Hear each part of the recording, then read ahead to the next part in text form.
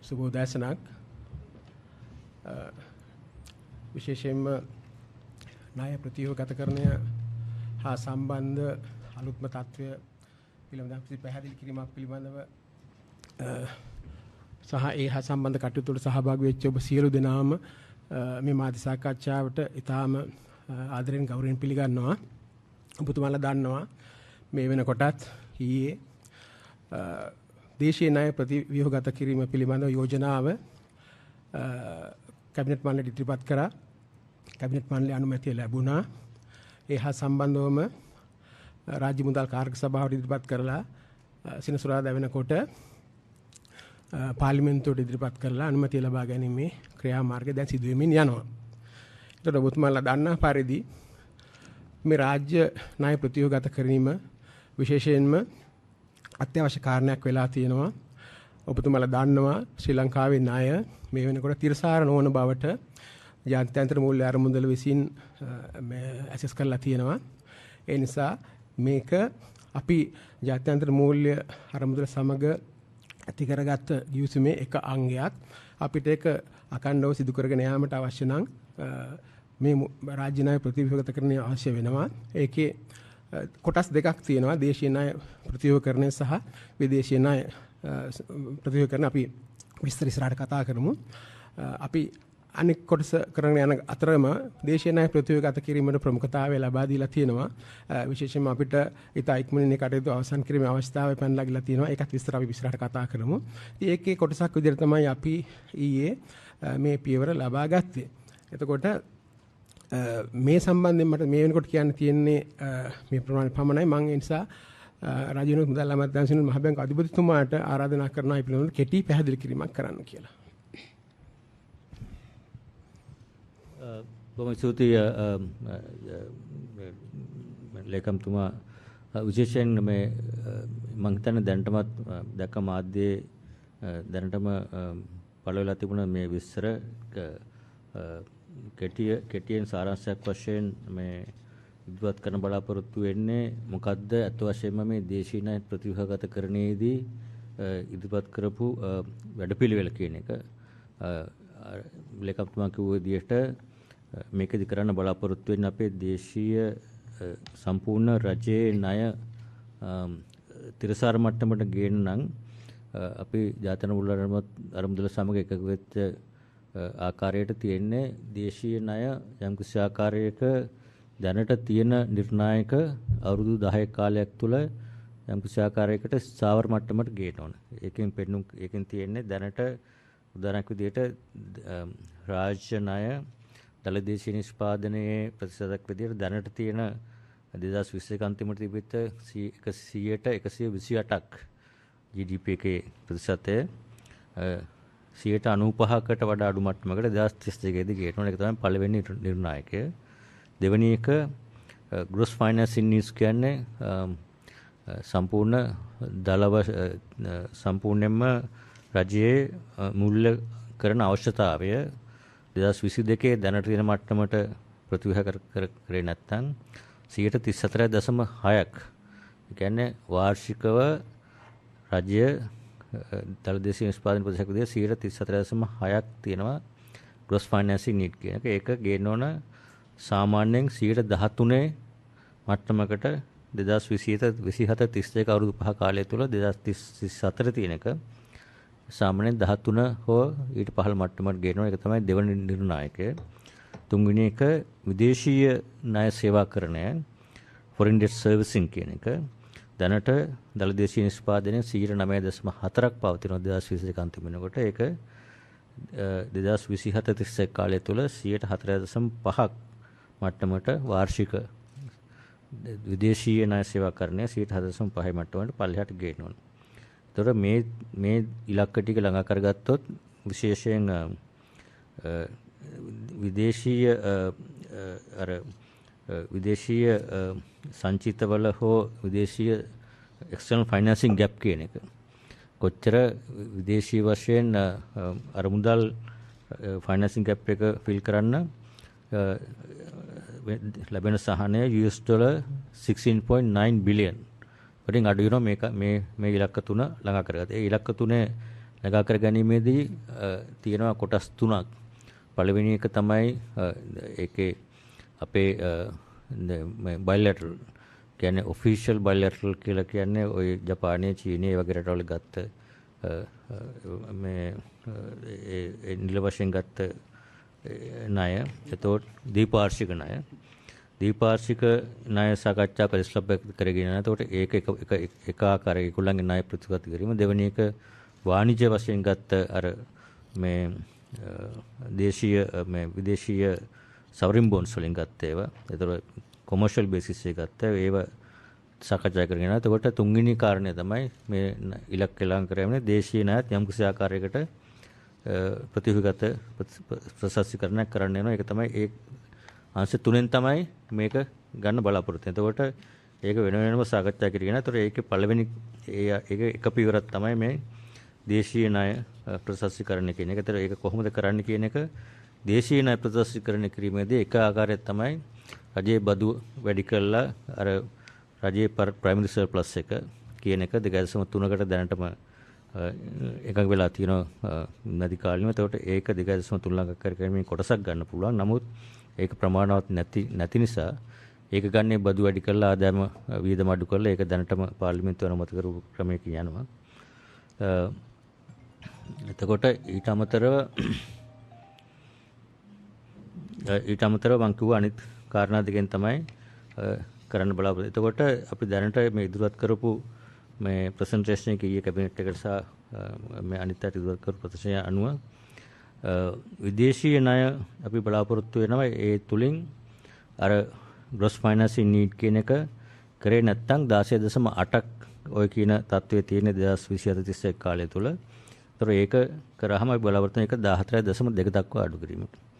16.8 14.2 කියන්නේ 2.6ක් as a percent of GDP අඩු වෙනවා. නමුත් අපේ ඉලක්කය 13 දක්වා අඩු කිරීමට. එතකොට එතනින් තව 1.2කට හෝ ඊට වැඩි ප්‍රමාණයක් දේශීය ණය වලින්. එතකොට විදේශීය ණය වලින් 2.4ක් වෙනකොට දේශීයව බලාපොරොත්තු වෙන 1.2ක් විතර ප්‍රමාණයක් අවම වශයෙන්. ඒක තමයි ප්‍රධාන වශයෙන්ම දේශීය ණය ප්‍රතිවහගත කරන අර gross financing need කියන එකේ ඒක ඉදිරි කාලය තුල රජයට දල වශයෙන් ගන්න තියෙන ණය බර අඩු කිරීම. ඒ සඳහා ඉදිරිපත් කරු විසඳුම තුලින් යෝජනාව තුලින් ඇත්ත වශයෙන්ම ඒ ක්‍රියාත්මක කරොත් ඒක අඩු වෙනවා 12.7 දක්වා.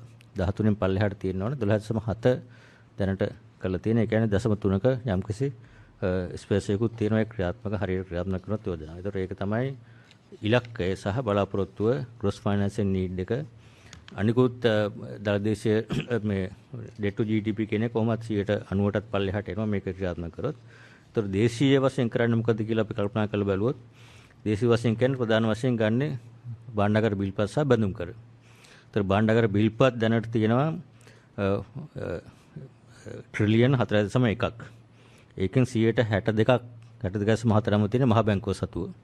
ඒතර අපි හැමෝම දන්නවා කලින්ම යෝජනා කරලා තිබ්බ මහ බැංකුව සතුව ඒවයින් ප්‍රතිශත රීසයිකලින් වලට එකඟ වෙලා අපේ තියෙන භාණ්ඩාගාර බිල්පත් ඉදිරි කාලීන භාණ්ඩාගාර බැඳුම් කර බවට පත් කරන්න එකඟ වෙලා තියෙනවා. ඒතර ඒ තුලින් තමයි මේ 1.2 කියන අවශ්‍යතාවයෙන් 101ක්ම දායකත්වය ලැබෙන්නේ මහ බැංකුව සතු භාණ්ඩාගාර බිල්පත් රීස්ට්‍රක්චරින් කියන්නේ මේ බොන්ඩ්ස් වලට භාණ්ඩාගාර බිල්පත් සහ වල බිල්පත් ප්‍රමාණය බැඳුම් කරවල දීර්ඝකාලීන බැඳුම් කරවලට මාරු කිරීමෙන් එක්ස්චේන්ජ් එකෙන් ඒක කොටසක්. ඒකෙන් 101ක් වුණාට තවත් යම්කිසි ප්‍රමාණයක් අවශ්‍ය වෙනවා. ඉතුරු ප්‍රමාණය ලබා ගන්න තමයි අපි බැලුවේ භාණ්ඩාගාර බැඳුම් කර කොච්චර තියෙනවද කියලා. දැනට තියෙන විදිහට භාණ්ඩාගාර බැඳුම් කර තියෙනවා ට්‍රිලියන් 8.7ක්. 8.7න් 36.5ක් තියෙන්නේ මේ සුපර්ඇනියුෂන් ෆන්ඩ්ස් වල EPF වගේ ඒවයි. 36ක් විතර බැංකු වල ඊට අමතරව අනිකුත් ඉන්ෂුරන්ස් වගේ ඒවායි තවත් ඉතුරු කොටස තියෙනවා සහ පුද්ගලික අය අතේ. මෙතනින් අපි බැලුවාම සොලියුෂන් එක අපි යෝජනා අපිට මේ විදිහට යෝජනා කරලා තියෙන විශේෂයෙන්ම බැංකුව පැත්තෙන් අපේ බලන්නේ කොහොමද බැංකු පද්ධති ඉස්සාවතරක් ගන්න. අනිත් පැත්තෙන් EPF එක පැත්තෙන් මොකද්ද ඒගොල්ලන්ට ලබා දෙන්න පුළුවන් හොඳම විසඳුම. මොකද මේ EPF එකේ කස්ටෝඩියන් විදියට ඉන්නේ මහ බැංකුව. ඒතකොට ඒ අනුව තමයි මහ බැංකුව මේ නිගොසියේෂන් වල සම්බන්ධ වෙලා තියෙන්නේ. කොහොමද ඒ ප්‍රසස්සිකරණේ ඔප්ටිමල් සොලියුෂන් එක ලබා ගන්නේ විශේෂයෙන් ජනතාවගේ තැන්පත් ආරක්ෂා කර ගැනීම එකක්. අනිත් අතෙන් මේ EPF වගේ සේවකයන් අර්ථාස්කර මුල තියෙන මුදල් යම්කිසි ආකාරයක කොහොමද හානියක් නොවි ආරක්ෂා කරගන්නේ. ඒ අනුව තමයි අපි මේ නිගොසියේෂන් වලට සාකච්ඡාවට සම්බන්ධ වෙලා යම්කිසි ආකාර යෝජනාවකට එකඟ වෙලා තියෙන්නේ. ඒ අනුව යෝජනාව අනුව බැංකු පැත්තෙන් ගත්තාම බැංකු පද්ධතියෙන් ඇත්ත වශයෙන්ම දැනටමත් විශාල දායකත්වයක් රජයේ ණයබර අඩු කිරීමට කරනවා. දැනටමත් ඒ සිද්ධ වෙන්නේ උදාහරණයක් වශයෙන් ගත්තොත් බැංකු වලින් දැනට ගෙවන බදු ප්‍රමාණය දැන් උදේ බානකර ලේකම්තුමා සඳහන් කරා මුළු බදු ප්‍රතිශතය බැංකු වලින් ගෙවන 50%ටත් වැඩි. කෝපරේට් ටැක්ස් එක 30%යි. ඊට පස්සේ අනිත් එක VAT on financial services කියන 18%යි.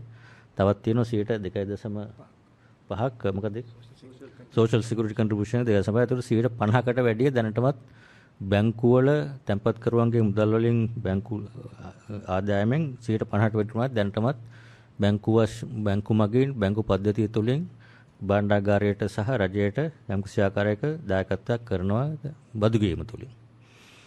ඒකට සාපේක්ෂව බැලුවොත් superannuation funds EPF වගේ වයි බදු අය කරන්නේ 14%යි. ඒක අඩු බදු අනුපාතයක් තමයි. ඒක විතර 14% පමණයි ඒගොල්ලන්ගේ අය කරන්නේ. ඒතකොට මේක අර ඉක්විටි කියන ප්‍රශ්නයක් තිබුණා කොහොමද මේක සාධාරණ බෙදා හරින්නේ කියලා. මේක කවුරු විසින් සාධාරණ විදියට මේ පේන් එක ගන්න ඕනද කොහොමද කන්ට්‍රිබියුෂන් කරන්න කියන අනුව බැලුවාම පළවෙනි කාරණය බැංකු පද්ධතිය දැනටම දායකත්වයක් කරනවා. දෙවෙනි කාරණය බැංකු පහුගිය කාලය තුල රටේ ආර්ථිකයේ වෙච්ච ණය ගෙවීම අපහසුතා සහ දීප මොරටෝරියම් අනුව දැනටමත් බැංකු වල අර non performing loans වලට impairment කියන්නේ ණය නොගෙවීම නිසා වෙච්ච යම්කිසි පාඩු ට්‍රිලියන 1ක් බිලියන 916ක් වෙලා තියෙනවා දැනටමත්.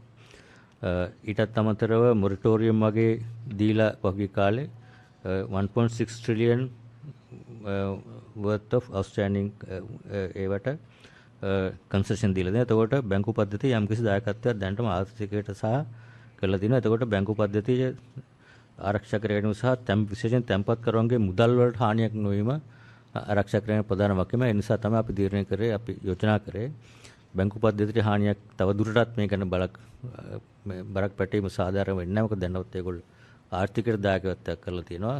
භාණ්ඩාගාරයට දායකත්වයක් කරලා තියෙනවා බදු වලින්. බැලුවොත් බැංකු පද්ධතිය තුළින් තියෙනවා තැන්පත් කරුවන්ගේ තියෙන තැන්පත් ප්‍රමාණය මිලියන 57ක්. රටේ ජනතාවගේ මිලියන 20ක් විතර ජනතාව වුණාට මිලියන 57ක් බැංකු ගිණුම ඔබ හැමගේ අපේ බැංකු වල ගිණුම් තියෙනවා. ගිණුම් වල මුදල් තියෙනවා. ඒතකොට මේ මුදල් වලට යම් කිසියක් වුණොත් බැංකු පද්ධතියට එක බැංකුවක් හෝ යම් කිසි වුණොත් බැංකු පද්ධතියට වෙන හානිය ඉතාම විශාලයි. එහෙම දෙයක් වුණොත් අපිට ප්‍රධානම අරමුණ සහ ඒක මහ බැංකු වශයෙන් බැංකු පද්ධතිය සහ තැන්පත් කරවන්ගේ මුදල් ආරක්ෂා කරගන්න ඔබ හැමෝම දැක්ක පහුගිය කාලේ අර ලොකු කතා තිබ්බ බැංකු කඩා වැටෙනවා තැන්පත් නැති වෙනවා. හුඟ ඇහුව තැන්පත් එළියට ගන්නද එපාද අපේ වුණත් රාශියක් මුස්ලිම් කරා මේ බැංකු තැන්පත් වලට අවධානයක් තියෙනවාද කියලා. බැංකු වලට තැන්පත් වලට අවධානයක් තිබිලා තැන්පත් ඉවත් කරන්න ගත්තොත් බැංක් රන් කියලා කියන්නේ ඉකොනොමිකම කොලැප්ස් වෙනවා. ආර්ථිකෙම කඩා වැටෙන දෙයක්. ඒ නිසා පළවෙනිම උත්සාහය බැංකු පද්ධතියට හානියක් නොවේ තැන්පත් කරවගේ මුදල් මිලියන 57ක් තැන්පත් තියෙන. එයාගේ මුදල් ආරක්ෂා කර ගැනීම. එතකොට ඒක තමයි ලොකුම සෝෂල් ඉම්පැක්ට් එක තියෙන්නේ. ඒක ආරක්ෂා කරගන්නේ වැදගත් ආර්ථිකය සහ සමාජීය ආරක්ෂණය සඳහා බැංකු කරවන්ගේ තැන්පත් ආරක්ෂා කර ගැනීම ඉතාම වැදගත්. ඒක තමයි පළවෙනි කාරණය. ඒක නිසා තමයි බැංකු පද්ධතිය තියන්න ඕනේ නැහැ කියලා කිව්වේ. ඒතර ඒ අනුව බැංකු වලට මුකුත් කරන්නේ නැහැ. ඒතකොට යෝජනා කරන විදිහට එතකොට superannuation funds බැංකු වල සාපේක්ෂව අඩුවෙන් බදු ගෙවන 14%ක බදු මට්ටමට යටත් වෙච්ච superannuation funds including EPF ඇතුළු EPF සහ ETF සහ සියලුම තවත් superannuation funds තියෙනවා. pension funds ගොඩක් පුද්ගලිකව ලියාපදිංචි වෙච්ච ආයතනවල ඒ සියලුම දෙනාගේ තියෙන භාණ්ඩාගාර බැඳුම් කර වලින් යෝජනා කරලා තියෙන්නේ අර ස්ටෙප් ඩවුන් කූපන් කියලා. තියෙන බොන්ඩ්ස් ඔක්කොම නැවත රජයට අරගෙන අලුතෙන් බොන්ඩ් සීරීස් ඉෂුව කරනවා. ඉෂුව කරනකොට 2025 වෙනිකම්ම 12ක් කූපන් හම්බ වෙන විදියට.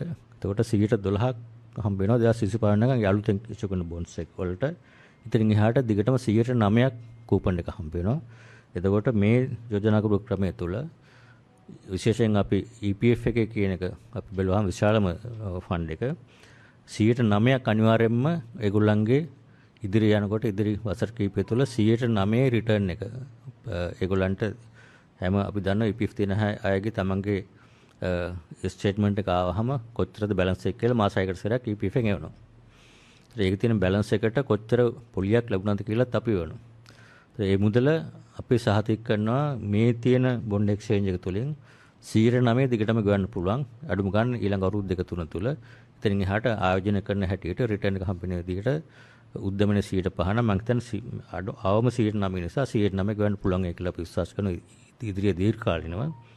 එතකොට ඒ 9 ගෙවීම ආරක්ෂා වෙනවා. අනිකුත් වැදගත් කාරණේ තමයි තමන්ගේ EPF එකේ තියෙන බැලන්ස් එක දැනට තියෙන ස්ටේට්මන්ට් එකේ තියෙන බැලන්ස් එක ඒක අඩු වෙන්නේ නැහැ. හැමම තමන්ගේ තියෙන බැලන්ස් එක එහෙමම තියෙනවා. ඉදිරියේදී ලැබෙන්න තියෙන රිටර්න් එක ආයෝජනයේ ලැබෙන ප්‍රතිලාභය 9 සහතික කරනවා. તો රජයේ පැත්තෙන් සහතිකයක් දීලා තියෙනවා. යම් කිසි ආකාරයකට ඒක අඩු වෙනවා නම් 9 යම් කිසි ආකාරයක අඩුවක් වෙන්නේ නැහැ කියලා අපි විශ්වාස කරන්නේ. වුණොත් භාණ්ඩාගාරයේ පැත්තෙන් ඒ අඩුව පුරවනවා කියන එක තමයි මේක වැදගත්ම සාක්ෂි. එතකොට මේකේ අපි කරලා තියෙන්නේ අනිත් එක තමයි. ඒතර මේක සහභාගී වීම ධර්මවත් කිරීම සඳහා එහෙම තමන්ගේ ඒ භාණ්ඩාගාර බඳුම් කර හෝමාරුවට සහභාගී වෙන්නේ නැති අයට නැත්තම් ඒගොල්ලන්ටත් තියෙන choice එකක්. ඒක තමයි එහෙමනම් සාමාන්‍ය අනිත් අය බදු ගෙවන 14 වෙනුවට 30ක් ගෙවන්න පුළුවන්. එතකොට EPF එකට හරි අනිත් සුපර්ඇනියුෂන් ෆන්ඩ්ස් ඕනම එකකට තියෙන තෝරා ගැනීම තමයි මේ මේ ඔෆර් කරපු එක්ස්චේන්ජ් එකට එක්ක සහභාගී වෙන්න කැමැත්ත ප්‍රකාශ කරන්න පුළුවන්. වෙලාවත් මේ තියෙන බොන්ඩ්ස් ටික රජයට දීලා අලුතෙන් බොන්ඩ්ස් ලබාගෙන ඒ ක්‍රම ඉදිරියට යන්න පුළුවන්. එහෙම නැත්නම් තියෙන තමන්ගේ ආදායමෙන් 14ක් රජයට බදු ගෙවීම වෙනුවට 100 බදු ප්‍රතිශතය 30 දක්වා වැඩි කළා. එතකොට රජයට ඒ පැත්තෙන් ඒ සහනය ලබා ගැනීම තමයි බලාපොරොත්තු වෙන්නේ. එතකොට ඒක තමයි දල වශයෙන් එක අනිත් එක පොඩි දෙයක් තියෙනවා අර රාජ්‍ය බැංකු ඒවා තියෙනවා SLDB සංවර්ධන බඳුන් කර සහ FCB loans කියලා යම්කිසි පොඩි ප්‍රමාණයක් තියෙනවා. ඒ ටිකත් යම්කිසි ආකාරයක ඔප්ෂන්ස් 3ක් තියෙනවා. එකක් මේ අර ISP වලට ඔෆර් කරපු විදියට එකක්. එහෙම නැත්නම් බයිලැටරල් විදියට ඔෆර් කරපු රිස්ක් කිරින් ඩොලර් වලින් දෙනවා නම් එහෙම නැත්නම් රුපියල් වලින් ගන්න පුළුවන්. මම හිතන්නේ බැංකුව වඩාත් කැමති දක්වන්න අපි හිතන්නේ ඒක රුපියල් වලින් එක්ස්චේන්ජ් කරන එක. ඒගොල්ලන්ට පොලිස් රේට් එක අපේ මේ තියෙන ප්‍රතිපත්ති පොලිවන පාතියට 100 ටිකක් වැඩි කරලා ග්‍රේස් පීරියඩ් එකක් නැතුව ඒකට දීර්ඝ කාලින බොන්ඩ්ස් ගන්න පුළුවන්. ඒවට සමහර ඒවාට සෙටල්මන්ට් වලට අඩු අයට කෑෂ් දෙන්නත් යම්කිසි භාණ්ඩාගාර තීරණ කළ කරන්න පුළුවන්. ඒක පොඩි ප්‍රමාණයක් තියෙන්නේ. ඒතර ඕක තමයි විශේෂයෙන් දේශීය ප්‍රතිශතීකරණ සඳහා ඉදිරිපත් කරපු යෝජනාව. ඒක තමයි දැන් ලේකම්තුමා කිව්ව විදිහට පාර්ලිමේන්තුවට පබ්ලික් ෆිනාන්ස් කමිටු එකට ගිහිල්ලා පාර්ලිමේන්තුවට ඉදිරිපත් කළා. මේ කාලය තුල අවසන් කරාම ඊළඟ වැඩ කරන පටන් ගන්න දින තුල මේකට නෝටිස් එකක් අනවුන්ස් කරන ලොන්ච් එක. එතකොට සති කිහිපයක් ඇතුළත බොන්ඩ් එක්ස්චේන්ජ් එක කරලා අපි බලාපොරොත්තු වෙන මේ මාස අන්තිම වෙනකොට බොන්ඩ් එක්ස්චේන්ජ් එක කම්ප්ලීට් කරලා අලුතෙන් බොන්ඩ්ස් පරණ බොන්ඩ්ස් අරගෙන අලුතෙන් බොන්ඩ් ඉෂුව කරලා මාකට් එක ජූලයි මාසය ඇතුළත මේක සම්පූර්ණ කරන්න තමයි බලාපොරොත්තු වෙන්නේ.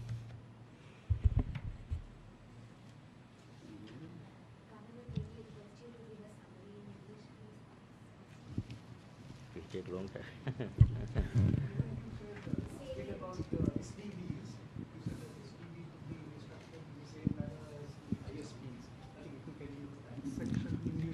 No, SLDB. So I mean, briefly, what we have proposed is to, there are three parts. The central bank holdings will be restructured. Treasury bills will be exchanged for treasury bonds, for longer term treasury bonds. I think there's a grace period of 5 years and then maturity extension for treasury bills held by central bank. Second part, the bank treasury bonds held by banks would not be entitled for the exchange. Those are excluded for reason that I already explained, because they are paying higher taxes. The bank system already make a contribution in terms of their contribution to the economy. So what we are suggesting is to offer a treasury bond exchange for treasury bonds held by superannuation funds, including EPF, for which what government is offering is what we call step down coupon. There will be new bonds issued in exchange of older bonds held by superannuation funds. Those new bonds will carry 12% coupon until 2025 and thereafter 9% over a longer period. And those will be there will be 12 instruments maturing from 2027 to 2038, and until 2027 interest all will be paid at these rates, and which will end this proposal will ensure EPF can pay at least 9% return to their members, and also their balances, whatever balances they are having now, will not be reduced at all. They will maintain the same balance. They will get 9% return going forward in the future, and depending on their investment going forward, they can even earn higher return on the new bonds. Those will be issued if they invest in those bonds. For the SLDB and SCBUs, the offer is that there are two offers. First one, exchange of outstanding SLDBs again new US dollar instruments. If they want to get US dollar instrument, there are two instruments. One is what we are offering, nominal haircut of 30%, 6-year final maturity, interest is 4%. That's first one. Other one is 15-year final maturity. It's a longer repayment, no nominal haircut, but longer maturity from 2030. Final maturity 2030 is 9-year grace period, interest 1.5%. And the third option is LKR option, Lanka Rupee option, which will under that option, government will offer 10-year final maturity, maturing in 2033. There are no grace period. Interest rates would be floating interest rates. This policy rate plus 1%. So past due interest all will be added up, and that can be settled later. So those are three options for SLDB holders. Thank you. This is in line with what you have offered the international sovereign bond holders. So, no, that's what we basically under discussion. So that's what we would expect from international bond holders. But that, no, that's what we are asking. That, I mean, that's not final yet. That's what we are asking. Yeah. Governor, what would it mean for the bilateral creditors? That's also, I think, it's under negotiation. I don't think we can reveal whatever. This is under negotiations. And Governor, sorry, you mentioned the common platform for bilateral debt negotiation. So as of now, there were concerns that... I would like to focus only on DDO here, because this is about domestic of transaction. Since you mentioned the point, Governor, it's just a follow-up. So we all know there's a Paris Club platform. All the discussion are going on. Before we go to the Q&A session, shall we ask Senior Economic Advisor Dr. Samarthang also to make some comments, please?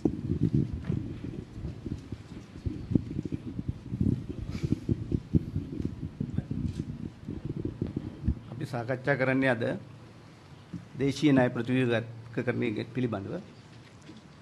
අපි මෙතෙන්ට ආවේ 2022 තිබිච්ච ආර්ථික අර්බුදයෙන් යන්න ප්‍රවේශ වෙන්න මාර්ගයක් නැති නිසා රජය තීරණය කරා ජාත්‍යන්තර මූල්‍ය අරමුදලේ සහාය ලබා ගැනීමට.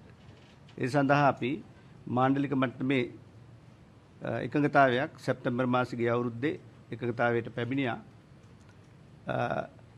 නමුත් එහිදී වෙන අවස්ථාවල වගේ නෙවෙයි ජාත්‍යන්තර මූල්‍ය අරමුදල ප්‍රකාශ කර සිටියා රජයේ ණය සමස්ත ණය තිරසාර භාවයකට පත් වෙන තුරු එහෙම නැත්නම් දිගින් දිගටම ජාත්‍යන්තර මූල්‍ය අරමුදල කියා හිටියා අපේ ණය ප්‍රමාණය තිරසාර භාවයෙන් ඔබ්බෙහි තියෙන්නේ එළියේ තියෙන්නේ නිසා තිරසාරදාරයට පත් වෙන තුරු ඒ සඳහා වැඩ කටයුතු කරන තුරු අධ්‍යක්ෂ මණ්ඩල විධායක මණ්ඩලයේ මේ විධායක සභාවට ජාත්‍යන්තර මූල්‍ය අරමුදලේ ඒව යෝජනාව ලංකාවෙන් ඉදිරිපත් කරපු යෝජනාව ඉදිරිපත් කරන්න බෑ කියන එක. මුතුමාලට මතක ඇති සැප්තැම්බර් මාසේ 1 වෙනිදා ඉඳලා මේ අවුරුද්දේ මාර්තු 20 වෙනිදා වෙනකන්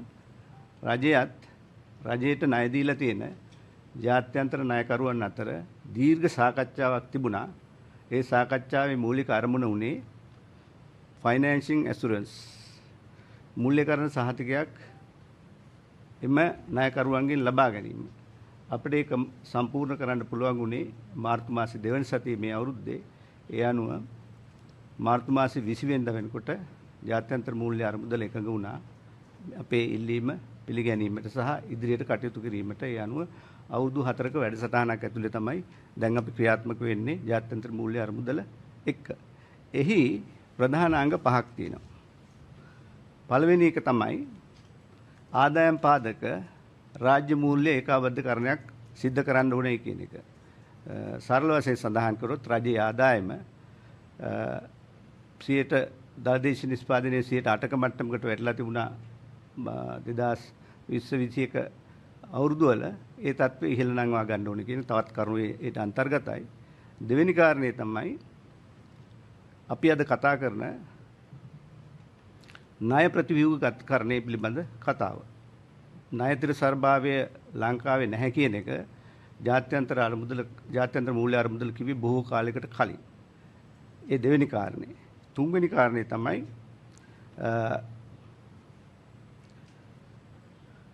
මිල ස්ථායීතාවයක් රට තුල ගොඩනගා ගන්න ඕන කියන එක. ඒකට ප්‍රධාන කාරණේ තමයි ඔබතුමාලා ටික විස්තර කරන්නත් ඕනේ නැහැ. ඇත්තටම අපේ රටේ මෙතෙක්කල් නොදකපු උද්දමනකාරී පරිසරයක් පහුගිය අවුරුද්දක එකමාරක තුල තිබුණා.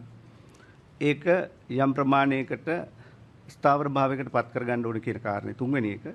හතරවෙනි එක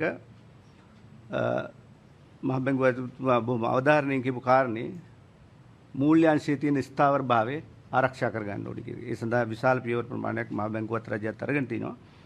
ඊට අමතරව පස්වෙනි කාරණේ වශයෙන් දූෂණ විරෝධී ක්‍රියාපිළිවෙතකට රජය ප්‍රවේශ විය යුතුයි. ඒක ඒ සඳහා ව්‍යුහාත්මක ප්‍රතිසංස්කරණ සිදු කළ යුතුයි. ඒ වගේම රටේ ආර්ථික වර්ධනය නංවා ගැනීම සඳහා ව්‍යුහාත්මක ප්‍රතිසංස්කරණ සිදු කළ යුතුයි කියන එක.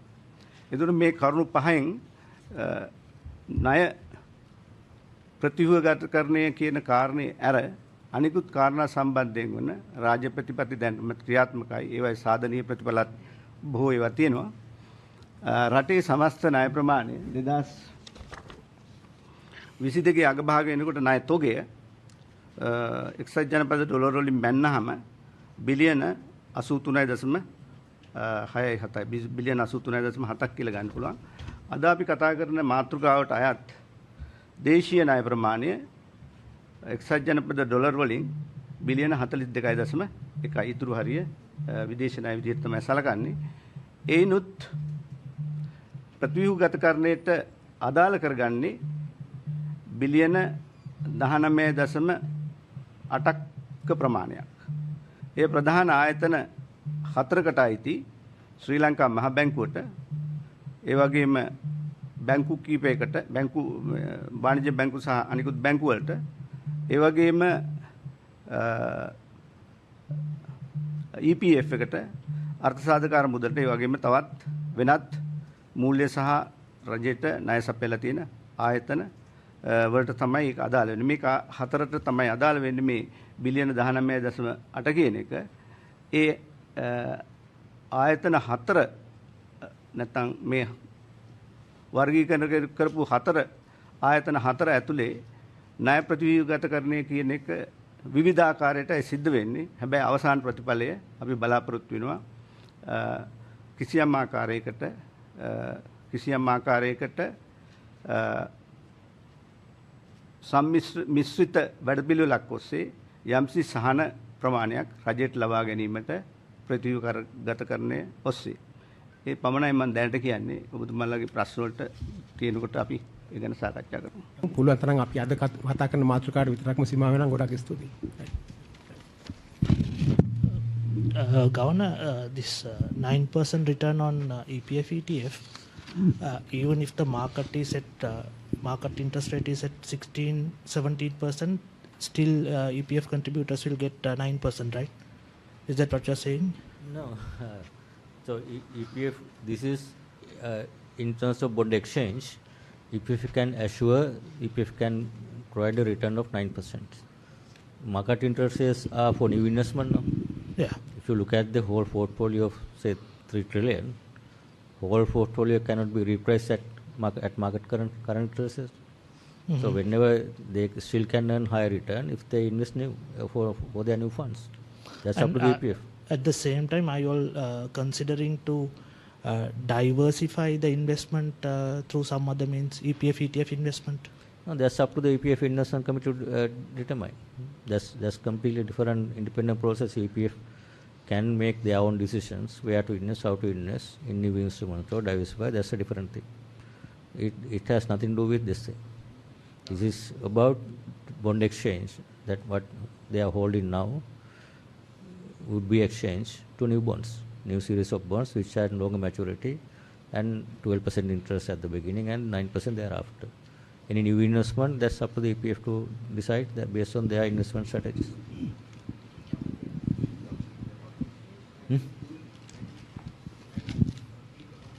Can't see mic adina.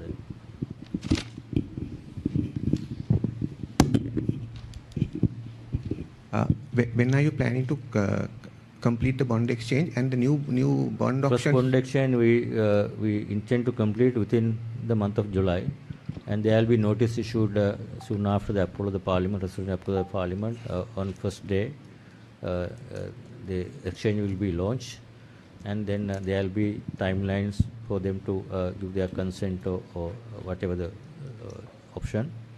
And then we are hoping the bond exchange can be completed by the end of July.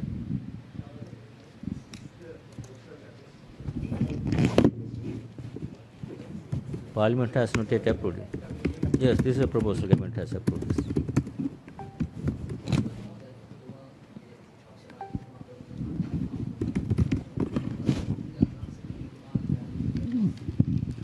මම හිතන්නේ මම ඒ වෙනත් අයගේ දස් ප්‍රකාශ කිරීම සුදුසු නැහැ කියලා.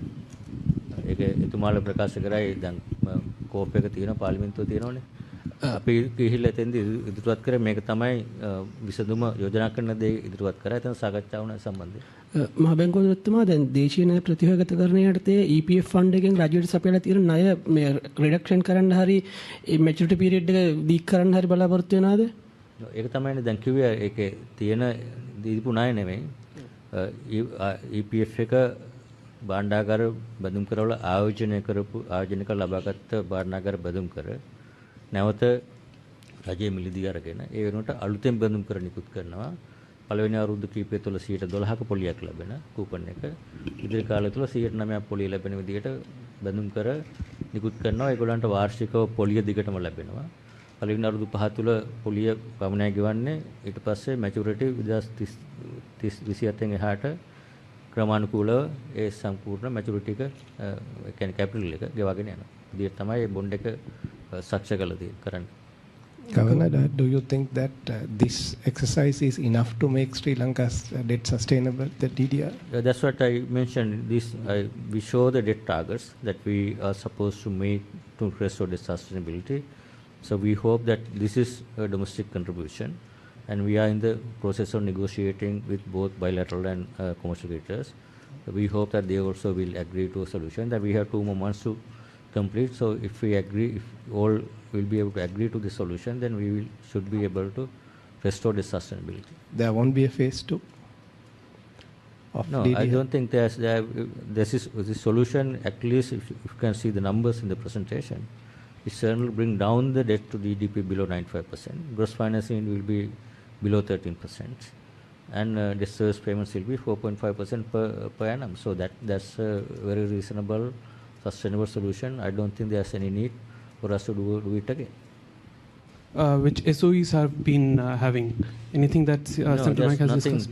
There's nothing for SOE. There's already some of the government guaranteed SOE debt has been absorbed by the government. That's in the treasury, with the treasury now. අධිපතිතුමනි මෙහිදී සඳහන් කළා මේ ප්‍රතිව්‍යුහගතකරණය කිරීමට අදාළ බිලියන 19.8ක් කියලා. එතකොට මේ EPF එකේ මේ ක්‍රියාවලිය හරහා ඒක සම්පූර්ණයෙන්ම අත්පත් කරගන්න පුළුවන් හැකියාව තියනවද? කොච්චර කාලයක් වගේ ගත වෙයිද ඒ ප්‍රමාණය අත් කරගන්න? තේරුණා ප්‍රශ්න පැහැදිලිද? දැන් මෙතන කිව්වා ණය ප්‍රතිව්‍යුහගතකරණය කිරීමට අදාළ වන්නේ ඩොලර් බිලියන 19.8ක් කියලා. එහෙම කිව්වද? මම දන්නේ නම්බරයක් කිව්වද? කියන්නේ අපි දැන් මේ කතා කරන දේශීය ණය ප්‍රතිව්‍යුහගත කිරීමට අදාළ කොටස ඩොලර් වලින් ගත්තන් පස්සේ 19.8 බිලියන රුපියල් වලින් ගත්තන් පස්සේ දල වශයෙන් 6 ට්‍රිලියන්. ඒ 6 ට්‍රිලියන් එකේ සුපර් ඇනුවේෂන් එකට අදාළ කොටස ට්‍රිලියන 3.5ක් වෙනවා. ඒකට අදාළ කොටස තමයි ඔය අපි කතා කරන්නේ. EPF ETF අර ඔක්කොම සුපර් ඇනුවේෂන් තියෙන ඒ කොටස ඇතුලේ.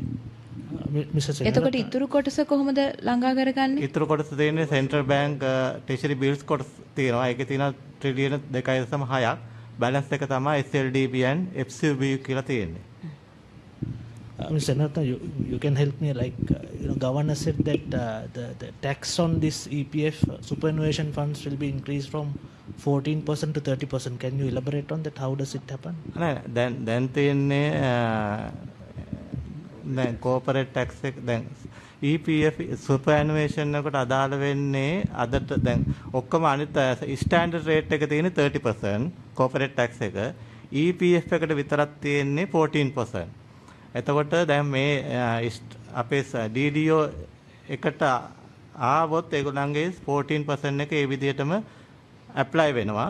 එහෙම නැත්නම් ඒගොල්ලන්ට ස්ටෑන්ඩඩ් රේට් එකට ඒ ෆන්ඩ්ස් ලයබල් වෙනවා. එතකොට දැන් ඒගොල්ලෝ choice එකක් තියෙනවා තෝරගන්න මේ DDO එකට ඒ කියන්නේ දේශීය ණය ප්‍රතිව්‍යුහගතකරණයට යනවද එහෙම නැත්නම් ඒගොල්ලෝ ඉන්නවද කියන එක. එතකොට දේශීය ප්‍රතිව්‍යුහගත කිරීමට ගියොත් ඒගොල්ලන්ට අර දැන් තියෙන 14% එකම ඇප්ලයි වෙනවා. එහෙම නැත්නම් ස්ටෑන්ඩඩ් රේට් එක විදිහට 30% ඇප්ලයි වෙන්නේ. එතකොට මොකද 30% කියන්නේ දැන් ගවර්නර් කිව්වා වගේ අනිත් ඔක්කොම සෙක්ටර් එක බැංකින් සෙක්ටර් එක 50% තියෙනවා. අනිත් කෝපරේට් ඔක්කොම ඉන්ෂුරන්ස් and අද ඔක්කොම 30% තමයි ඒගොල්ලන් ඉන්කම් ටැක්ස් එක ලයබල් වෙන්නේ. 14% දීලා තියෙන්නේ EPF සුපර්ඇනුවේෂන් ෆන්ඩ් වලට විතරයි. ඒතකොට මේකට එනවා නම් ඒගොල්ලන්ට ඒ රේට් එකම තියෙනවා. එහෙම නැත්නම් 30% වලට ලයබල් වෙනවා. ඒතකොට choice එක තියෙන්නේ ඒගොල්ලන්ට වඩාත් සුසු එක මොකද්ද වැඩිම රිටර්න් එක තියෙන එක බලලා ඒ අනුව තීරණය ගන්න. අධිපතිතුමනි ඔබතුමාගේ ප්‍රකාශ කරපු බැංකු පද්ධතිය යටතට මේ මූල්‍ය ආයතනත් අඩංගු වෙනවද?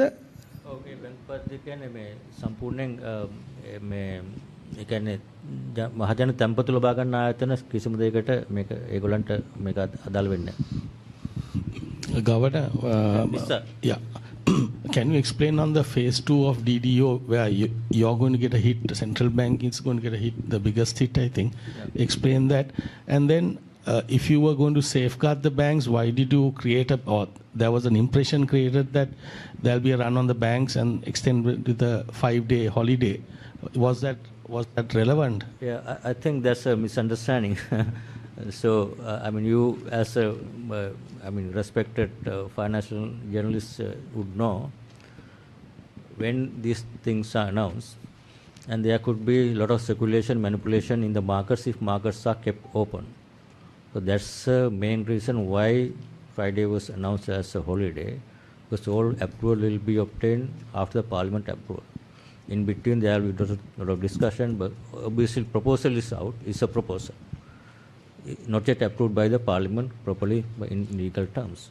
So until then, there could be a speculation because those are market trading. In one hand, treasury bonds can be traded in the market, and on the other hand, bank stocks can be traded in the market on the speculation and manipulation. So just to prevent that kind of a market panic, speculation, stabilize the markets, that's the reason we wanted to announce Friday as a holiday that markets would not function. That's the only reason, nothing to do with the banking system concerns or stability. So why we announce, because there's a lot of speculation even before that there will be a impact on public deposits, a lot of inquiries about whether they need to withdraw their money from the banks. Just to settle those concerns, that's why I came out and explained the reason for this announcement of the public holiday is to complete this domestic debt optimization process properly within a proper time period, and so that can be discussed publicly, can have debate in the parliament committees, and finally approve and announce the strategy and launch the strategy on the first working day before markets open. That's the whole idea. Adipatuma. And central bank, yeah. Central bank, obviously, we already announced it earlier. That is not new thing. Treasury bonds, treasury bills held by central bank is about, I think, more than 2.6 trillion. The stock will be exchanged for treasury bonds for a maturity, I think, can't remember the numbers.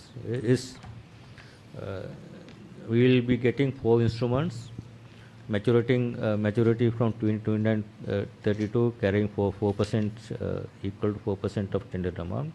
6 instrument maturing between 33 and 38, that's 14%, and then step down coupon at the beginning 12.4% until 2024, 7.5% until 2026, and 5% until the maturity.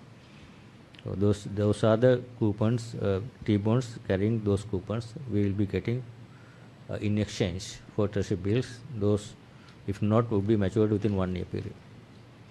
අධිපතිතුමා ISB වල invest කරලා තියෙන දේශීය වාණිජ බැංකු සහ දේශීය ආයතන මෙහිදී සලකන්නේ දේශීය ණය හිමියන් විදිහටද නැත්නම් විදේශීය ණය හිමියන්? විදේශීය ණය හිමියන් විදිහට. මොකද ISB කියන්නේ වෙනම ඉන්ස්ට්‍රුමන්ට් එකක් under different law. ඒකට ඒගොල්ලන්ට තියෙන මොන හරි ඇග්‍රී වෙන සොලියුෂන් එක තමයි හැමෝටම ගන්න වෙන්නේ. ඒක වෙනමම සලකා බලන්න වෙන්නේ විදේශීය ණය ප්‍රතිවගත කර විතරින් වාණිජ ණය ප්‍රතිවගත කිරීමේදී තමයි ඒක. ඔබතුමා කලින් සඳහන්දී බැංකු උපද්දේට වෙන මම මුලින් සඳහන් කරන්න ඕන බැංකු උපද්දේට අපි මහ බැංකුව විසින් උපදෙස් දීලා තියෙනවා දැනටම ඒගොල්ලන්ගේ ISB holding තියෙනවා බැංකු 4-5ක්. ඒ අයට ප්‍රොවිෂන් කරන්න කියලා තියෙන දැනටම 35ක් ප්‍රොවයිඩ් කරලා තියෙන්නේ ඒගොල්ලන්ගේ ඒ ඉන්වෙස්ට්මන්ට් වලින්. එතකොට අලුතෙන් යම්කිසි ආකාරයක යම්කිසි බලපෑමක් බැංකු පදයට වෙනවා. ඒ නිසා 35ට වැඩි හැකට්ටක් ගත්තොත් තමයි ඒගොල්ලන්ට බලපෑමක් වෙන්නේ. ඒ කියන්නේ දැනටම 35ක් ඒගොල්ලෝ ඒක වෙන ප්‍රොවිෂන් කරලා තියෙන්නේ. ඒ නිසා ඒකෙන් බැංකු පදයට කිසිම අලුතෙන් ස්ට්‍රෙස් හානියක් වෙන්නේ නැහැ කියන තමයි අපේ බලාපොරොත්තුව. මුලින් සඳහන් කළ විදිහට ඔවුන් 150කට වඩා ආදායමක් දෙන නිසා රජයට උන්ට යම්කිසි සහනයක් දෙන්න පුළුවන්ද ඒ කාරණේදී? ඒකේ තියෙනෝනේ අර එකම ඉන්ස්ට්‍රුමන්ට් එක කම්පැරබල් ට්‍රීට්මන්ට් එකක් කියලා තියෙනෝනේ. ඒ කියන්නේ හැමෝටම සාධාරණ ඒ කියන්නේ සවරින් බොන්ඩ් එකක් තියෙන ආයෝජකයාට හැම ආයෝජකයන් එක විදිහට තමයි සලකන්නේ. අධිපතිතුමා මේ ඔබතුමා කිව්වා මේ අරමුදල් වල ආයෝජන ඒගොල්ලන්ට තීරණය කරන්න පුළුවන් තෝරා ගැනීමක් තියෙනවා කියලා. නමුත් ඇත්තටම මේ තෝරා ගැනීම කරන්නේ කවුද? මේ අරමුදල් වල කොටස්කාරයෝ වෙන්නේ වතුකම්කරුවෝ අපි වගේ සාමාන්‍ය වෘත්තීන් කරන අර. එතකොට අපි නෙමෙයි තීරණය කරන්නේ මේ අපි මොකද තෝරගන්නේ කියලා. එතකොට ඒකේ අසාධාරණයක් තියෙනවා නේද? ඒක තෝරා ගැනීම කරන්න තියෙන ඒක අරමුදල් වල පාලනය කරන තියෙනවනේ අපි ගමු දැන් EPF එක නම් මුදල් මණ්ඩලය තමයි කස්ටෝඩියන්. නමුත් ඒ මුදල් මණ්ඩලය කියන්නේ රජයේම පත් කරපු පිරිසක්. කම්කරුවෝගේ නෑ දැන් මේ රටේ තියෙන නීතිය අනුව EPF එකේ නීතිය අනුව මුදල් මණ්ඩලය තමයි යම්කිසි ආකාරයකට ඒ සමාජයන් වෙන්නේ මේ අරමුදල බාරකරු විදියට එන්නේ. එතකොට මේ රජය විසින් කියනකොට ඒ කියන්නේ රජයනේ ණය දෙන්නේ.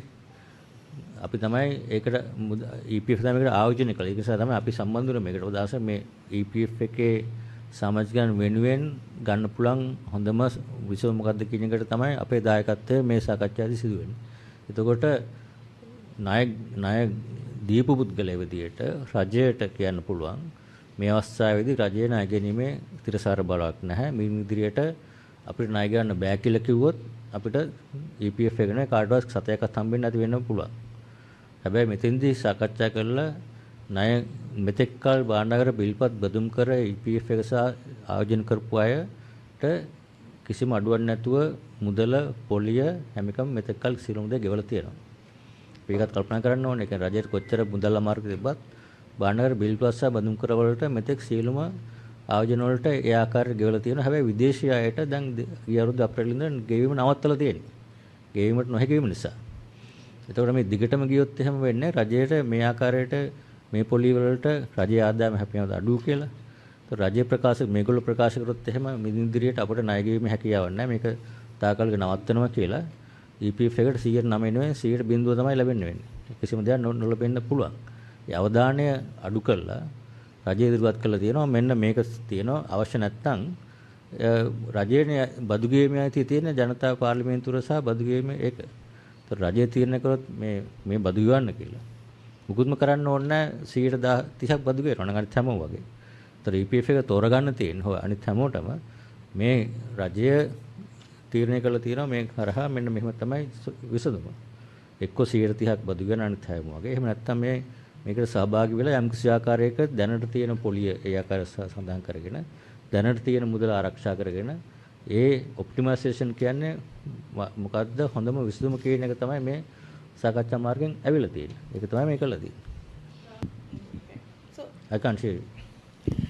If the banks were also included in this data, could they have absorbed it? Could they have run with it?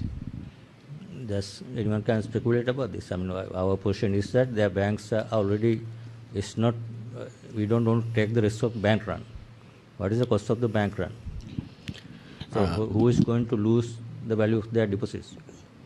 Whole country will suffer if there's a bank run. The economy will collapse. All depositors will lose their money.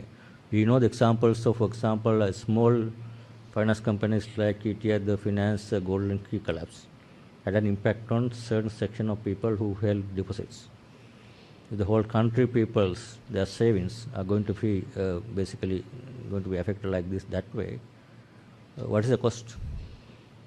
No one can imagine that kind of cost. That's why it's important to protect the public deposits through the banking system. That's where banking holdings for banks have been excluded. අධිපතිතුමනි මේ දැන් මේ කලින් අහපු ප්‍රශ්නයකටම සමාන කොටසක් මේක ඇත්තටම දැන් EPF එක ගැන කතා කරනකොට ඔබතුමා බැංකු පද්ධතිය ගැන විවිධ බිය පැතිරීම බව කතා කරා. EPF එක සම්බන්ධයෙන් ඔය ආකාරයෙන්ම මතමතාන්තර පළවන රජයේ කොටසක් තියාගන්න යනවා ගෙවන්න නැතුව යනවා වගේ නොයෙකුත් කතන්දර පහුගිය ටිකේ ගියා. ඒකෝට දැන් මේ භාණ්ඩාගාර බිල්පත් ක්‍රමයේ හෝ ඔබ යෝජනා කරන අනෙකුත් කියන්නේ අනිත් 130 බදු ක්‍රමයේ යටතේ මේකේ අන්තිම කෙලවරේ ඉන්න අපි දැන් කිව්වොත් අඩු ආදායම් ලැබිකම් කරු වගේ බොහෝ පිරිසක් මේකට දායක වෙලා ඉන්නේ. එයා විශ්‍රාම යනකොට ලැබෙන මේ මුදලට ඒකට මොකද වෙන්නේ? සරලවම කිව්වොත් ඉතින් ලැබෙන මුදල ආරක්ෂා කර ගැනීම තමයි මේකෙන් ප්‍රධාන වශයෙන්ම සිද්ධ වෙන්නේ. ලැබෙන මුදල දැනට තියෙන මුදල ඒ ආකාරයෙන්ම වෙනසක් වෙන්නේ නැතුව තියෙනවා. ඊට අමතරව මුදල ආයෝජන EPF එකෝ ආයෝජන කිරීම නිසා ලැබෙන පොලිය ආදායම ඒ තමන්ගේ තියෙන මුදලට 9% බැගින් ඉදිරි කාලය තුලත් පහුගිය කාලේ ලැබුණ 9%යි මේක සුදුසු කරන්නේ නැතුව ඉදිරියේදී 9% ලැබෙනවා කියන සාතිකය දීලා තියෙනවා. එතකොට ඒගොල්ලන්ගේ දැන් තියෙන තත්ත්වය සහ ඉදිරියේ තියෙන තත්ත්වය අතර වෙනසක් වෙන්නේ නැහැ මේක තුලින්.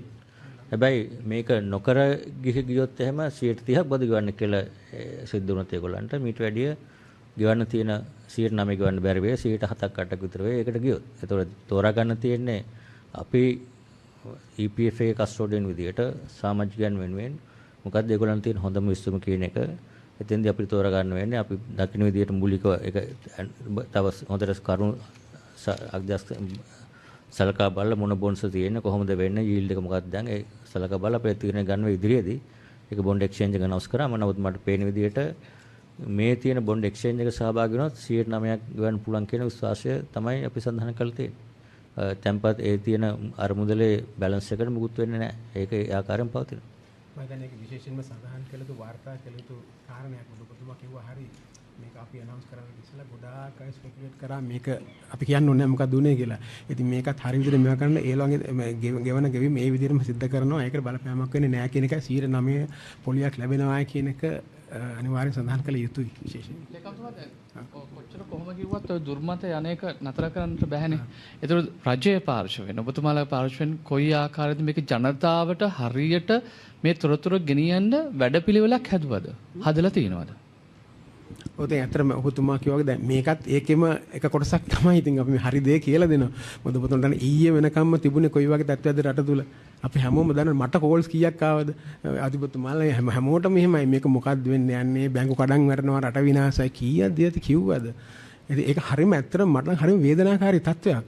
මොකද මේක රට මූලා දීලා තියෙන ඉතාලම තියුණු අභියෝගයකට. මේ අභියෝගයට මුහුණ දෙනකොට ඒ මුහුණ අපි රටේ මේ තත්ත්වයේ තිබුණා වුණාට මම මුදල් ලේකම්ත්‍රි විශේෂයෙන්ම සඳහන් කරන්න කැමතියි අපේ අභියෝගය තාම ඉවර නැහැ. මොකද මේක තිරසාර විදිහට පවත්වාගෙන යන්න නම් අනිවාර්යෙන් මේ හා සම්බන්ධ මේ කටයුතු කළ යුතුමයි. ඔබතුමාලට තේරෙන්නේ නැති අපි කොච්චර අවධානයකින් තියුණු ලෙස විශ්ලේෂණය කරලාද මේ තත්ත්වයට ඇවිල්ලා තියෙන්නේ කියන අපි දන්නවා බැංකුවේ තියෙන ප්‍රශ්න අපි දන්නවා ඔබතුම කිව්වා වගේ EPF එකට තියෙන ප්‍රශ්න ඒ අයටත් අසාධාරණයක් නොවන විදිහට බැංකුවටත් අසාධාරණයක් නොවන විදිහට නමුත් මේ තත්ත්වෙනුත් ගොඩ එන්න ඕනනේ. ඒ ඔක්කොම සාකච්ඡා කරලා තමයි මෙතෙන් ආවේ මේ. ඉතින් ඔබතුමාලා කියන්නේ හැම දෙයක් ගැනම අපි දැනුවත්. ඉතින් කරුණාකරලා අපිට ඒ පණිවිඩය තමයි ඉස්සරහට ගෙනයන්න අපි ඉදිරියටත් මම හිතන්නේ පුළුවන් විදිහට අපි රජයේ විදිහට මම හිතන්නේ විශේෂයෙන්ම සංවේදන ක්‍රියාමාර්ගය අරගෙන යන අපි බලාපොරොත්තු වෙනවා. මේක ඔබතුමා කියන එක හරියටම හරි. විශේෂයෙන්ම ඈත ගම්වලින් මේ මොකක්වත් කරගන්න බැරි දුප්පත් ඒ ජනතාවට තමයි මේකේ නියම පණිවිඩය යන්න ඕනේ. මොකද මේක නොකළොත් එහෙම වෙන්නේ. අපිට දේශීය ණය ප්‍රතිව්‍යුහගත නොකරොත් එහෙම මේ දායකත්වය අපි නොදොනොත් එහෙම විදේශ වශයෙන් අපි රිස්ට්‍රක්චරින් වලට එන එක හම්බෙන්නෙත් නැහැ. එතකොට අපි දැන් මේ වෙලාවේ IMF එකත් එක්ක ප්‍රෝග්‍රෑම් එකකට ඇවිල්ලා තියෙනවා. එතකොට මේ ප්‍රෝග්‍රෑම් එකේ ක්‍රියාකාරීත්වයත් මේ රීස්ට්‍රක්චරින් අපි දක්වන මේ ප්‍රගතිය උඩ තමයි රැඳිලා තියෙන්නේ. එතකොට ඒක නොවුනොත් එහෙම අපේ රටේ අනාගතය ගැන හිතා ගන්න බෑ මොකක්ද වෙන්නේ කියන එක. ඒ තරම්ම සංවේදී කාරණයක්. ඒක මම මේ ඔබතුමා කරුණාවෙන් ඉල්ලන්නේ ඒකයි මේක හරියටම මේ වාර්තා කරන්න කියන එක. ඒකන්තව මෙතන අතුරු ප්‍රශ්නයක් පැන නගිනවා. දැන් ශ්‍රී ලංකාවේ ණය තිරසර බව නැහැ කියන එක අවුරුදු 10ක් 15ක් තිස්සේ අපිට අවබෝධ වෙන දෙයක්. එවැනි තත්ත්වයක් තියෙද්දී අයි EPF එක වැඩි වශයෙන් මේ බොන්ඩ්ස් වල ආයෝජනය කළේ මෙවැනි අවදානමක් ගත්තේ ඇයි වැඩි ප්‍රමාණයක් ආයෝජනය කරන්නේ? එකක් මම හිතන්නේ අවුරුදු 10ක් තිස්සේ ණය තිරසරා පෑ නැහැ තිරසරා භාවයේ නැහැ කියන එක දාතන මුල්ලර මුදල පව තීරණය කරේ මේ 2020 පුලිමර RF මොකද රැපිඩ් ෆයිනෑන්සින් ඒගොල්ලෝ කරේ ඇනලිසිස් එක අනවුන්ස් කරේ ඒක. හැබැයි 20 මාර්තු වලදී RFI කිල්ලුවාම රැපිඩ් ෆයිනෑන්සින් ඉන්ස්ට්‍රුමන්ට් කිල්ලුවාම තමයි ඒගොල්ලෝ කිව්වේ මේක ප්‍රතිවර්ත කරන්න ඕන කියන සාකච්ඡාව ඇත්තේ ආවේ නැත්තම් 2021 වගේ අරුදු වලනේ. ඒ කලින් තිබුණානේ. එතකොට ඊළඟ කාරණේ තමයි ඔබතුමා කියන විදිහට EPF එකේ එකතු වෙන මුදල් රටේ තියෙන ආයෝජන වල බැලුවාම ඒ තියෙන මුදල වෙන කොහෙද ආයෝජනය කරන්න තියෙන කියන ප්‍රශ්නේ. අවුරුද්දකට බිලියන 500ක් විතර එකතු වෙනවා. ඊට තවත් බිලියන ගණනක් පොලියන පාත් ආදායම විතර එකතු වෙනවා. එහෙම මුදලක් ආයෝජනය කිරීමට ඒක ආයෝජන මණ්ඩලයක් විදිහට තියෙන කරන්න EPF විතරක් නෙවෙයි ඉන්ෂුරන්ස් ෆන්ඩ්ස් සුපර්ෆන්ඩ්ස් මේකේම රටේ තියෙන ආයෝජන කරන්න ඕන. අපි ගමු එහෙම නැත්නම් කොහෙද ආයෝජන කරන්නේ? ස්ටොක් මාකට් එකේ පුළුවන් දෙතර ප්‍රමාණයක ආයෝජන කරන්න. නැත්නම් වෙන මොනවා ඉන්ස්ට්‍රුමන්ට් එකක් තියෙනවද ආයෝජන කරන්න. එතකොට ට්‍රෙෂරි බොන්ඩ් එක බිල් එක කියලා කියන්නේ highest rated instrument එක locally. ඒතර ඒ රේටින් බලුවාම හරි ඉන්වෙස්ට් එකෙන් නම් ඒ පෝර්ට්ෆෝලියෝ මැච් එකෙන් බලන්නේ රිස්ක් එක අඩුම වැඩිම රිටර්න් එක තියෙන ඒ බැලන්ස් කරලා තමයි ආයෝජන කරනවා. ඒක ඉන්ඩිපෙන්ඩන්ට් ඩිසිෂන් එකක් ඒ හැමෝගෙම. ඒක නිසා තමයි EPF විතර නැහැ අපි සුපර්ෆන්ඩ්ස් ෆන්ඩ්ස් ඉන්ෂුරන්ස් ෆන්ඩ්ස් හැමෝම ඇයි ට්‍රෙෂරි බොන්ඩ්ස් වල ආයෝජන කරලා තියෙන මෙතෙක් කාල ඔය කියන ප්‍රශ්නේ නොදැන නෙවෙයිනේ ආයෝජන කරලා තියෙන්නේ. ඒක අවසනාවට මේක අවසානයේ අර මේ ගෙවීම නොහැකි තත්ත්වයට රජයපත් වුණාට පස්සේ රජයේ බිල්පත් බඳුන ආයෝජන කරපු අයට යම්කිසි ආකාරයක මෙතෙක් කල් යම්කිසි වාසියක් ලැබුණා තමයි ආයෝජනය තුලින් ඩිෆෝල්ට් කරන්නේ නැතුව නමුත් ඉදිරියේදී ඒ ආකාරයට කරගෙන යන්නේ යම්කිසි ආකාරයක ඒ ලැබුණු ප්‍රතිලාභයෙන් කොටසක් යම්කිසි ආකාරයක රිසර්ච් කරලා ඒක දිගටම පවත්වාගෙන යාම තමයි මේ කරමු. අධිපතිතුමා ඔබතුමා ප්‍රකාශ කළ අර්ථ සාධකන මුදලේ ශේෂයට බලපෑමක් වෙන්නේ නැහැ කියලා. එතකොට දැන් සේවකයෙක් විශ්‍රාම ගත්තොත් පෞද්ගලික අංශයේ සේවකයෙක් ඔහුට යනකොට ඒ EPF සල්ලි ටික ගන්න පුළුවන්ද? අනිවාර්යයෙන්ම. කිසිම ගැටලුවක් නැහැ. ඒක තමයි අපි බලලා තියෙන්නේ. මොකද අර ඒ ප්‍රශ්නේ එක වැදගත් ප්‍රශ්නයක්. මොකද ලික්විඩිටි කියන එකනේ. එතකොට අපි ඒක EPF එකේ සාකච්ඡාවේදී බැලුව විශේෂයෙන් අනිකුත් ස්පෑන් ෆන්ඩ්ස් වල ලික්විඩිටි වල ප්‍රශ්නයක් වෙනවද කියන්නේ. ඒතර ඒක බැලුවහම කන්ට්‍රිබියුෂන් සහ ඒක තියෙන ආදායම ඉතා විශාලයි ගෙවීමට අවුරුදු 55 සම්පූර්ණ වෙච්ච අයට ඕන වෙලාවක ලබා ගන්න. ඒතර කිසිම ගැටලුවක් නැහැ ඕන කෙනෙක්ට කල් පිරුණාම හරිය 130ක් යම් කිසි අවසල් ගන්න පුළුවන් දෙයි. ඒ ගැනීමට කිසිම බාධාවක් නැහැ. ඒ සඳහා අවශ්‍ය ලික්විඩිටි EPF එකේ තියෙනවා. මේකෙන් ඒකට හානියක් වෙන්නේ නැහැ. ඒතර අධිපතිතුමා දැන් අර 2025 වෙනකන් 112 ගානේ ගෙවනවා. ඊට පස්සේ 109 ගානේ කොච්චර වසර ගානක් සහතික කරන්න පුළුවන්ද? ඒ වගේම ETF එක ගැන සඳහන් වුණා EPF එකේ යෝජනාව පැහැදිලි කරා ඔබතුමා ETF එකේ තත්ත්වයක් දැනගන්න කැමතියි. ETF තත්ත්වය ගැන කියන්නම අපි ඒක දන්නේ නැහැ මොකද මේ ඔක්කොම සුපර්වයිසර් ඉන්වෙස්ට්මන්ට්ස් මේක තේරිමක් නැහැ. EPF එක වුණත් ඒගොල්ලොත් EPF එකේ ඉන්වෙස්ට්මන්ට් අයට ෆන්ඩ් එක විදිහට අපේ මහ බැංකුව යට තිබුණාට EPF එකේ ෆන්ඩ් එක තාමත් දන්නේ නැහැ. මේක අපි පබ්ලික් අනවුන්ස්මන්ට් එකේ මිසක් ඒගොල්ලොත් දන්නේ නැහැ මොකද්ද මේ යෝජනාව කියන එක. ඒක හැමෝටම පොදු විදියට ඉදිරිපත් රජය තමයි ඒක ඉදිරිපත් කරන්නේ. මේගොල්ලෝ තමයි ඒක යෝජනා කරන්නේ. යෝජනා කළා දැන් තියෙනවා. එතකොට EPF එක ETF එක හැමෝම මේක බලන්න ඕන. මේ යෝජනාව කොහොමද Tamanට උපරිම වාසිය තියෙන මොකද්ද කියලා තෝරා අරගෙන බොන්ඩ් එක්ස්චේන්ජ් එක සහභාගී වෙන්න තියෙන්නේ. ඒතර ඒක තමයි ඒ ක්‍රියාවලිය. මොකද අනිත් ප්‍රශ්නේ මට මතක නැහැ පුතමානි. නෑ ETF එකේ යෝජනාව තමයි 109 සහතික කරන්න පුළුවන්ද කොච්චර? ඔව් 109 දැන් තියෙන ඒකේ ඉදිරියේදී ඒගොල්ලන්ගේ රිටර්න් එක ආදායම රඳාපවතින පළවෙනි එක දැනට තියෙන බොන්ඩ්ස් වලට කොච්චර යීල්ඩ් එකක් හම්බෙනවද කියලානේ. ඒතර දැනට තියෙන බොන්ඩ්ස් මාර්කෙට් වල අලුතෙන් තියෙන ස්ටොක් එකට අනිවාර්යයෙන් මුලදී 112ක් සහ ඉදිරියේදී 109ක් අනිවාර්යයෙන්ම ලැබෙනවා. දැනට තියෙන ඒවාට. ඊට අමතරව අවුරුදු පත්තාම ඒගොල්ලන්ගේ ආදායම පොලි ආදායම එකතු වෙනකොට ඒක අලුතෙන් ආයෝජනය කරනවානේ. අලුතෙන් ආයෝජනය කිරීම තුළින් කොච්චර උපයා ගන්නවද කියන එක ඉදිරියේදී එන කාරණයක්. ඒක ගැන කාට ප්‍රෙඩික්ට් කරන්න අමාරුයි. ඒක දැන් බැලුවොත් දැන් පහුගිය අවුරුද්දවල 109 දීලා තියෙනවා මුකුත්ම නැතුව පහුගිය කාලේ විදිහට ආයෝජනය කළා තමයි 109 ජෙනරේට් කරලා තියෙන්නේ රිටර්න් එක. ඒතකොට මම හිතන්නේ ඉදිරියට යනකොටත් මේ ක්‍රමය තුල අපි උද්දමනේ 105 වෙනවා නම් භාණ්ඩාගාර බැඳුම් කරවල පොලි අනුපාතය 10 9-10 වෙනවා නම් ඒ වගේ මට්ටමක තියෙනවා දීර්ඝකාලීන. එතකොට 109ක් ගෙවා ගන්න මම හිතන්නේ අමාරුවක් වෙන එකක් නෑ. ඒක ඉදිරියේදී වෙන දෙයක්. නමුත් මේ තියෙන පෝර්ට්ෆෝලියෝ එකට බලපෑමක් වෙන්නේ නැහැ. ඒකට 109 ගන්න පුළුවන් කියලා තියෙන පෝර්ට්ෆෝලියෝ එකට විතරක් බලුවා 109 අවම ගන්න පුළුවන් මට්ටම තමයි දැන් තියෙන්නේ. ඉදිරියේ තියෙන එක වෙනස් වෙන්න පුළුවන්. ඒ අලුත් ආයෝජන වලට කොච්චර ලැබෙනවද? ඒ අනුව ඒක ඉදිරි අවුරුදු 2-3 කාලය තුලම අනිවාර්යයෙන්ම 109 ගන්න පුළුවන් විදිහට තමයි මේක ස්ට්‍රක්චර් කරලා තියෙන්නේ. මොකද ඒක මේ වෙලාවෙනේ මේක බලපෑම් වෙන්නේ. 2025න් පස්සේ ඉදිරි අවුරුදු කීපය තුල 24 25 ඒ කාලය තුල 26 වුණත් මම හිතන එකක් යෝජනාවක් ආව මුදල් අමාත්‍යාංශය කතා කරාම අවශ්‍ය නම් පනත සංශෝධනය කළ ඊළඟ අවුරුදු කීපය තුල 109ක් අනිවාර්යයෙන්ම දෙනවා කියන පනතට ඇතුළත් කරන්න සූදානම්ක් තියෙනවා. ඒ කියන්නේ රජයේ සාධිකයක් දෙනවා. වෙනසක් වුණොත් ඉතුරු මුදල රජයෙන් ගෙවනවා කියන. ඒක එහෙමත් ඇෂුරන්ස් එකක් දෙන්න පුළුවන් එම් කිසි කෙනෙක්ට දෙනවා කියලා මුදල් අමාත්‍යාංශයේ ඊයේ සාකච්ඡාවකදී සඳහන් කරලා තියෙනවා. ඒතර 25 වෙනකන් කොහොමද 112 දෙනව නේද? ඔව් ඒ දින බොන්ඩ්ස් වලට 112 අනිවාර්යයෙන්ම ලැබෙනවා 25 වෙනකම්. ඒතර ඒගොල්ලන්ට එතකොට කොහොමත් කිසිම ප්‍රශ්නයක් නැහැ මම. ඒගොල්ලන්ට ඒ 109 ගෙවන්න එක. ඇහෙන්නේ නැහැ කියන්නේ.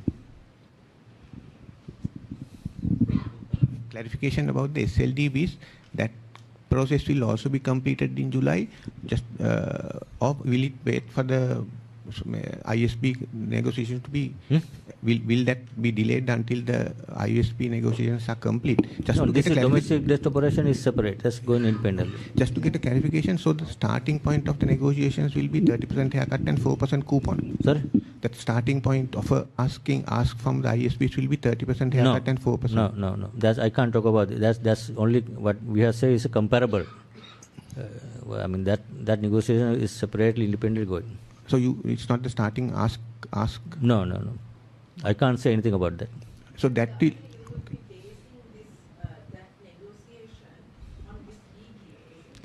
No, the requirement is that we have to do the DDO also for them to be able to continue negotiation, because that say if excellent graders are willing to come to an agreement, They want to say what is the contribution from domestic creditors. This is what.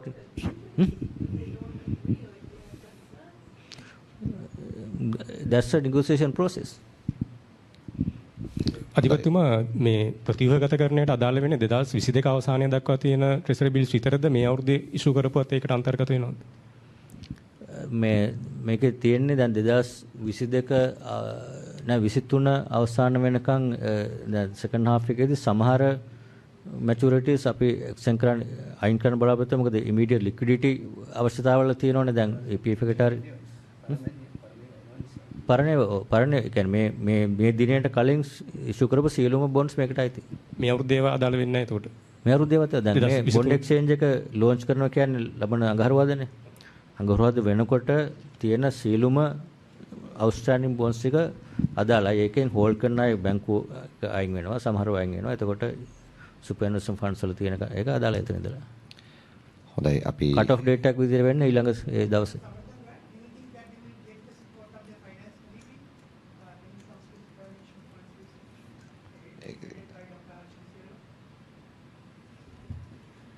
That will be discussed among themselves. Those are the representation goes from the central bank and the finance ministry, but the decisions are made by themselves. It's only the input goes from us. They will be discussed and the finality will be known to us. Probably end of the day. එහෙනම් බොහොම ස්තුතියි අපි මාධ්‍ය සාකච්ඡාව මෙතනින් සමාප්ත කරනවා ඔබ සියලුම දෙනාටත් බෙහෙවින් ස්තුතිවන්ත වෙනවා